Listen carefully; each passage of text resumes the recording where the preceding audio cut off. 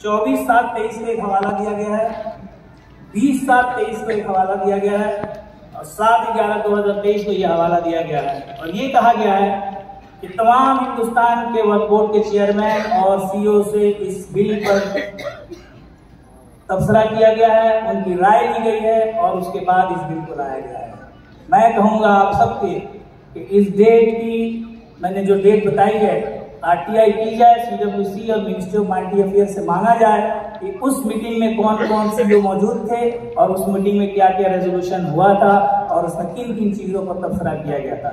मैं इसमें कई मीटिंग में मैं हाजिर था, इस बिल के बारे में कभी भी कोई चर्चा नहीं की गई। ये हम सबको धोखा दिया जा रहा है। मैं इस दावे के साथ कहता हूँ, मैं जिस मीटिंग में गया था अलग अलग मौजू पर मीटिंग हुई थी, कभी भी ये तबसरा नहीं किया गया कि वक्फ बिल या वक्फ अमेंडमेंट बिल आपके सामने लाया जाएगा।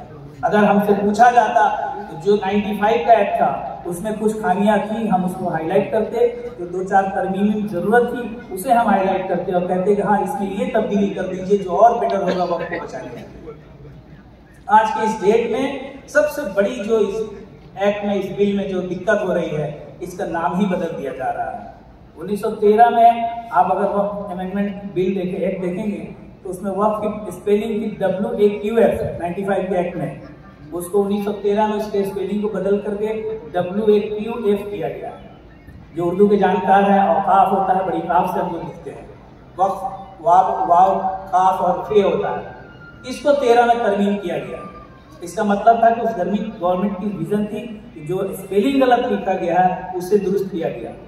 आप 2095 के एक्ट को देखेंगे, 13 में जो तरमीम किया गया था।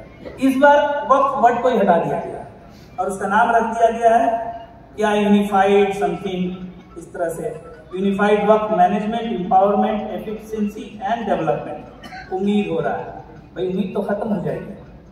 मैं इस एक्ट पर बहुत ज़्यादा तबसरा नहीं करना चाहूँगा।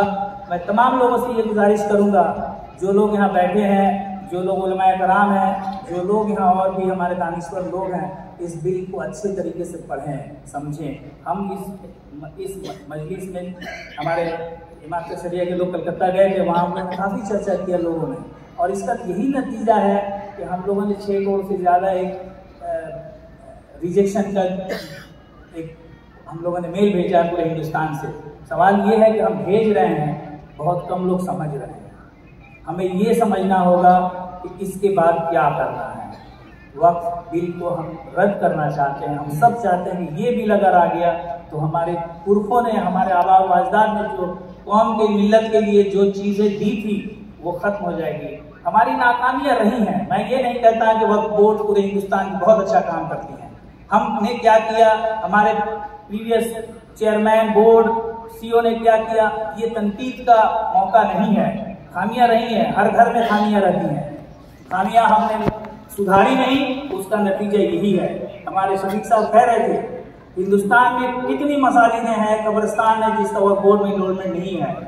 ये मैं तमाम हिंदुस्तान के चेयरमैन, बोर्ड और सीईओ को ये रिक्वेस्ट करूंगा इस मंच से कि भाई जो बाकी है आप उसे इनरोल करवा लो। हमने ये मिशन शुरू किया है, हमने अपने वक्फ बोर्ड में ये मिशन शुरू किया है और जितने भी मसाजिद हैं उनको जो इनरोल्ड नहीं है वक्फ बोर्ड में इनरोल करवा रहे हैं। वो ज़माना दूर नहीं है, अगर खुदा ना खास्ता ये बिल पास हो गया तो हमारी कितनी मस्जिदें शहीद होंगी, कितनी मस्जिदों को तोड़ा जाएगा और उन मस्जिदों को तोड़ने के बहाने से राइट होंगे, दंगे होंगे, फसाद होंगे, कत्लगारी होगी और रहजनी बहुत कुछ होगा जो हमारे आंखों के सामने झलक रहा है। यही एक वक्त है कि इस बिल को हम सरे से खारिज करें और अगर जॉइंट पार्लियामेंट्री कमेटी इस चीज को इसको रिकमेंड करती है तो हमें ये भी सोच कर रखना होगा कि हमारा नेक्स्ट कोर्स ऑफ एक्शन क्या होगा।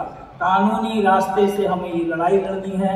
वक्त पड़ेगा तो जैसे हम लोगों ने एनआरसी और सीए में किया था वो भी किया जाएगा, लेकिन अभी फिलहाल हमारे पास यही है कि इस एक्ट को हम किस तरीके से पार्लियामेंट में पास ना होने दे, ये सबसे बड़ा मुद्दा है। किस तरह से करेंगे हम, जाहिर है all India Muslim personal law board, इमारत शरिया और हिंदुस्तान की बहुत सी तंजीमें इस पर काम कर रही हैं और मुझे उम्मीद है इसमें हमें सबकी कामयाबी होगी। यहाँ उलमा कराम मौजूद है, बहुत आलिम दीन मौजूद है, मैं सबों से यही रिक्वेस्ट करूँगा कि अल्लाह से ये दुआ की जाए, इज्तिमाई दुआ की जाए कि हमें इस मुसीबत से निजात मिले। मैं और ज़्यादा वक्त नहीं दूँगा, काफ़ी यहाँ एक्सपर्ट लोग हैं जो बैठे हुए हैं यहाँ कुछ अपनी मुफीद मशवरों से नवाजने के लिए। आप सबका एक बार मैं फिर अपने तहे दिल से शुक्रिया अदा करके मैं अपनी बातें खत्म करता हूँ। अल्लाह हाफ़िज़।